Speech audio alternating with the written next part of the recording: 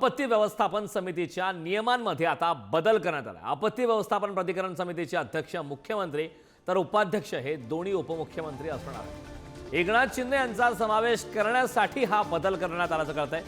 याआधी मुख्यमंत्री, वित्तमंत्री, गृहमंत्री, महसूल, आरोग्य, आपत्ती व्यवस्थापन, मदत व पुनर्वसन मंत्र्यांचा यामध्ये समावेश होता। तर एकनाथ शिंदे यांच्या समावेशासाठी आता नियमांमध्ये बदल करण्यात आलाय। खरं तर या संदर्भात मागच्या 2 ते 3 दिवसांपासून टीका टिप्पणी झाली, राजकीय वर्तुळात चर्चांना उधाण आलं। उपमुख्यमंत्री एकनाथ शिंदे यांना वगळण्यात आलं। जाणीवपूर्वक हे सर्व राजकारण सुरू अशा प्रकारचे आरोप प्रत्यारोप पाहायला मिळाले, टीका टिप्पणी झाली। मात्र आता त्यामध्ये बदल करण्यात आलेले आहेत। उपमुख्यमंत्री एकनाथ शिंदे यांचा आता यामध्ये समावेश करण्यात आला।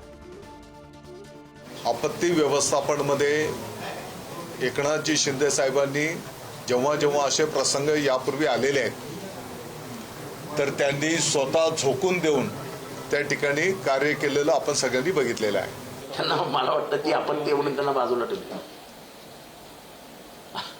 किती अपमान करायचा।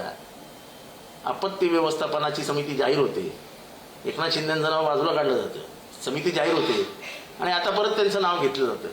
ते माजी मुख्यमंत्री आहेत, एकनाथ शिंदे हा विषय बाजूला ठेवूया, मला त्यांच्याबद्दल काही हे नाही, ठीक आहे।